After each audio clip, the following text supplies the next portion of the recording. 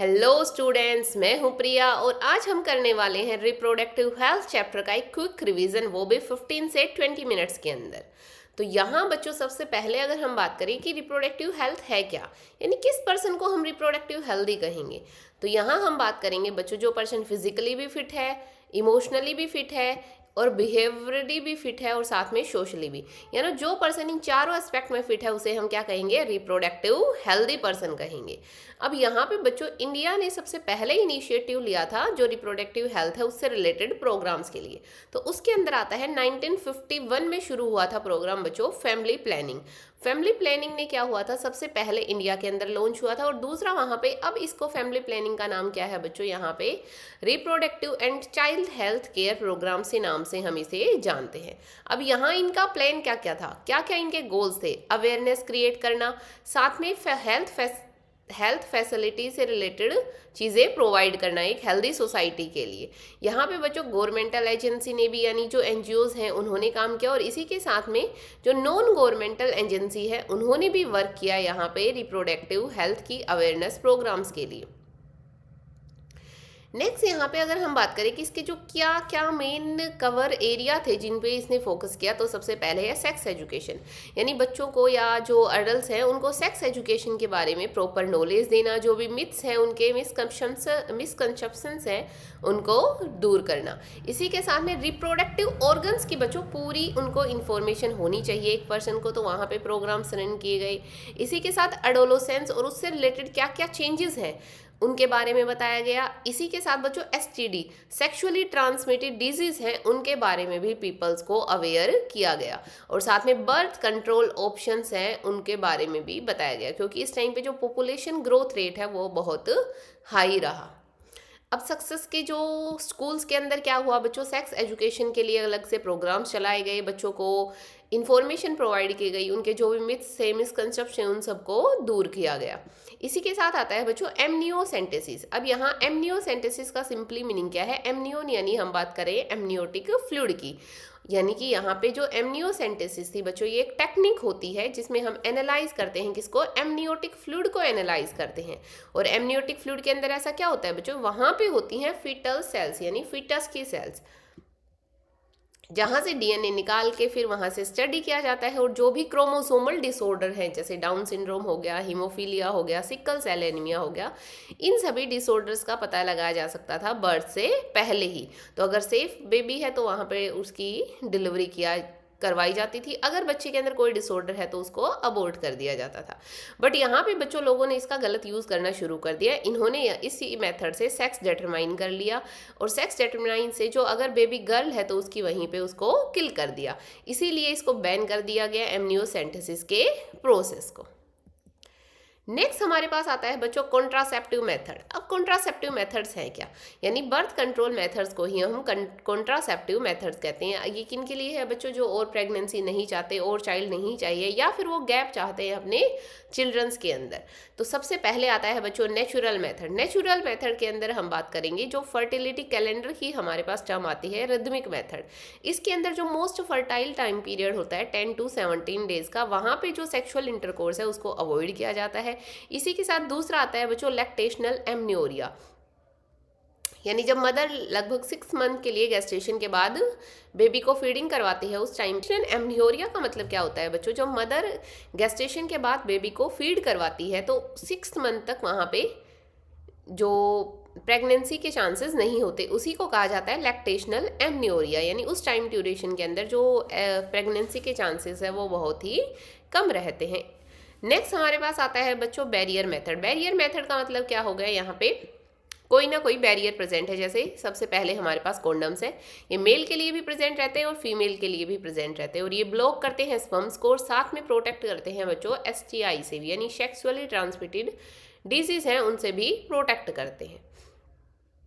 Next हमारे पास आता है डायफ्राग्राम्स हो गए, सर्विकल कैप्स हो गए, वोल्ट्स हो गए, इन सभी को भी यूज़ किया जाता है और साथ में ये स्पर्मिसाइड्स जो क्रीम्स होती हैं उनका यूज़ किया जाता है इनके साथ, ताकि जो इनकी एक्शन है वो इंक्रीज हो पाए, यानी जो डायफ्राग्राम सर्विकल कैप्स हैं, वोल्ट्स हैं, उनके साथ जेलीज हो गया, क्रीम्स हो गया, उनका यूज़ किया जाता है उनके एफिशिएंसी को बढ़ाने के लिए। अब हमारे पास आता है इंट्रा यूट्रिन डिवाइसेस। नाम के अंदर से ही हम पता लगा सकते हैं कहाँ प्रेजेंट है, ये यूट्रस के अंदर प्लेस की जाएंगी और कोई डॉक्टर होगा वो इनको प्लेस करेगा। जैसे यहाँ इस डायग्राम के अंदर ये एक प्रॉपर्टी यहाँ पे प्लेस की गई है यूट्रस के अंदर। इसके अंदर आता है बच्चों एक नॉन मेडिकेटेड आयोडीज, नॉन मेडिकेटेड इसके अंदर आता है लिप्स लूप, और दूसरा आता है यहाँ पे copper releasing IUDs. Copper releasing का जो एग्जाम्पल है वो है CuT, Cu7 और मल्टीलोड 375। यहाँ पे जो कॉपर आयन है वो कैसे एक्ट करेंगे, स्पर्म की जो मोटिलिटी है उसको कम कर देंगे, इसी के साथ जो फर्टिलाइजिंग कैपेसिटी है उसको भी कम कर देंगे। नेक्स्ट आता है हार्मोन रिलीजिंग, जिसको हम प्रोजेस्टार्ट भी कह सकते हैं या फिर LNG-20। इनका एक्ट करने का मैकेनिज्म क्या है, ये यूट्रस की इन्वायरमेंट को चेंज करते हैं और इम्प्लांटेशन नहीं होने देते। नेक्स्ट यहाँ पे रहेगा बच्चों हार्मोनल मेथड, जिसको हम सबसे पहले बात करेंगे ओरल पिल्स के अंदर। पिल्स के अंदर प्रोजेस्टेरोन भी हो सकता है या फिर एस्ट्रोजन प्रोजेस्टेरोन दोनों का कम्बिनेशन भी हो सकता है बच्चों। इसी के साथ में इंजेक्शन हो गए, इम्प्लांट्स हो गए, ये भी पिल्स की तरह ही काम करते हैं, बट इनका काम क्या है, जो जो इम्प्लांट्स हो गए उनका जो टाइम ड्यूरेशन है एक्ट करने का वो ज़्यादा होता है as compare to oral pills. इसी के साथ एक नॉन स्टीरोइडल पिल बनाई गई, यानी जिसको हमने कहा सहेली की डिस्कवरी हुई। ये एकदम नॉन स्टीरोइडल पिल थी और ये 1 से वीक पिल थी, यानी सिर्फ वीक में एक बार ये पिल लेनी है। यहाँ पे हमारे पास आता है बच्चों जो इम्प्लांट्स हैं उनका जो वो कैसे होते हैं, लॉन्ग एक्टिंग, यानी इनका जो टाइम ड्यूरेशन रहेगा वो ज़्यादा रहेगा as compare to pills. Next आता है MTP, यानी कि medical termination of pregnancy. Legalise हुई थी इंडिया में 1971 के टाइम पे और कुछ कंडीशंस के साथ में। जैसे MTP होता क्या है, voluntary termination of pregnancy before full term development of embryo. किस किस केस में ये यूज़ करी जा सकती है बच्चों, लीगल है इंडिया में, रेप का कोई केस है या फिर कोई कॉन्ट्रासेप्टिव फेल्योर हुई है या मदर या फिटस को कोई डेंजर है, उस टाइम पे इसको यूज़ किया जा सकता है। टाइमिंग जो सेफ टाइम पीरियड है वो 12 वीक यानी फर्स्ट ट्राइमेस्टर सेफ पीरियड है MTP के लिए।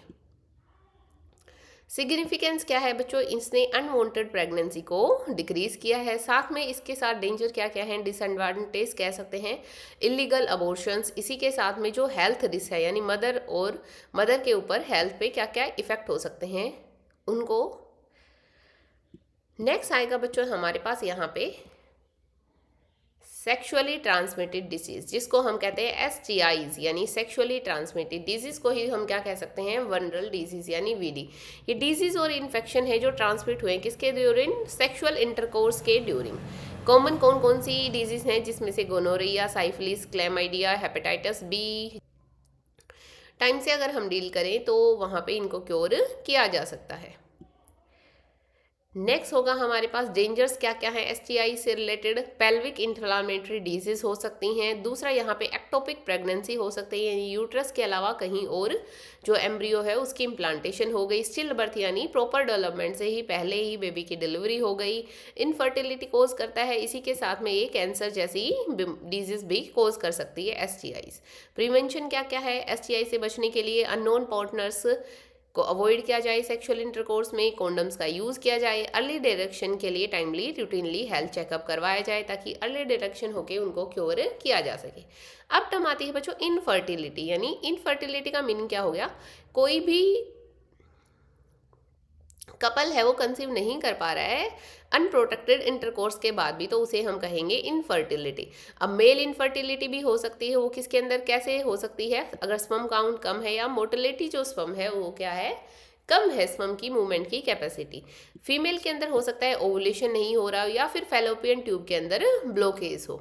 इनको जो इनफर्टिलिटी है उसको क्योर किया जा सकता है कैसे, असिस्टेड रिप्रोडक्टिव टेक्नोलॉजी, जिसको हम कहते हैं ART के अंदर सबसे पहली जो टेक्निक आती है बच्चों वो है IVF, यानी कि इन विट्रो फर्टिलाइजेशन, जिसको हम कहते हैं test tube baby programme.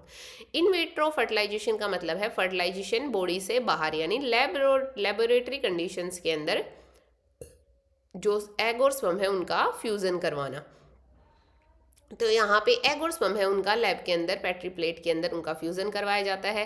Fertilisation होने के बाद अगर यहाँ पे दो कंडीशन आते हैं बच्चों, ZIFT और दूसरा आता है IUT। ZIFT का मतलब होता है जाइगोट इंट्राफेलोपियन ट्रांसफर। नाम से ही पता लग रहा है जाइगोट का कहाँ पे ट्रांसफर किया गया है, फेलोपियन ट्यूब के अंदर। और वो कब तक हो सकता है, अगर हमारा 8 ब्लास्टोमियर से कम जाइगोट है तब। अगर हमारा 8 ब्लास्टोमी से ज़्यादा का एम्ब्रियो है तो उसको ट्रांसफ़र किया जाएगा यूट्रस के अंदर और उसे हम कहेंगे इंट्रा यूट्रिन ट्रांसफ़र। नेक्स्ट आता है बच्चों GIFT, gamete intra fallopian transfer. यानी नाम से ही पता लग रहा है गैमेट्स का ट्रांसफ़र कहाँ पे, फैलोपियन ट्यूब के अंदर। इसके अंदर जो एग और स्पर्म है उनका ट्रांसफ़र कर दिया जाता है फीमेल फैलोपियन ट्यूब के अंदर। और ये कब यूज़ किया जाता है, जब हमारी जो फीमेल है वो एग प्रोड्यूस नहीं कर सकती। नेक्स्ट आता है बच्चों ICSI, इंट्रासाइटोप्लाज्मिक स्पर्म इंजेक्शन, यानी स्पर्म का इंजेक्ट करना किसके अंदर, साइटोप्लाज्म के अंदर। डायरेक्ट हमारे यहाँ पे ओवम को कैप्चर किया जाता है और उसके अंदर इंजेक्शन की हेल्प से स्पर्म को ट्रांसफ़र किया जा सकता है। नेक्स्ट आता है AI, असिस्ट आर्टिफिन इंसेमिनेशन का मीनिंग हो गया बच्चों स्पर्म का ट्रांसफ़र करना किसके अंदर, फीमेल यूट्रस के अंदर। तो इसके अंदर यूज़ किया जाता है बच्चों IUI, इंट्रा यूट्रिन इंसेमिनेशन, यानी अगर मेल के अंदर स्पर्म काउंट लो है तो या मोर्टेलिटी कम है तो यहाँ पे डायरेक्ट स्पर्म को ट्रांसफ़र कर दिया जाता है कहाँ पे, यूट्रस के अंदर, ताकि फर्टिलाइजेशन के चांसेस इंक्रीज हो पाए। यानी इन सभी IART के थ्रू हम हेल्प कर सकते हैं कपल को कंसीव करने के लिए अगर वो इनफर्टिलिटी फेस कर रहा है। और इसी के साथ बच्चों हमने किया है पूरा complete revision reproductive health chapter का। और ये नोट्स अगर आपको चाहिए बच्चों रिवीजन के लिए तो आप ज्वाइन कर सकते हैं मेरे टेलीग्राम चैनल को, लिंक डिस्क्रिप्शन बॉक्स में दिया है, वहाँ एकदम फ्री ये नोट्स वहाँ पे प्रेजेंट हैं, आप उनको वहाँ से रिवाइज कर सकते हो। और इसी के साथ नई अपडेट्स के साथ में ज्वाइन कर लीजिए मेरे चैनल को ताकि आपसे कोई भी अपडेट्स ऐसी मिस ना हो।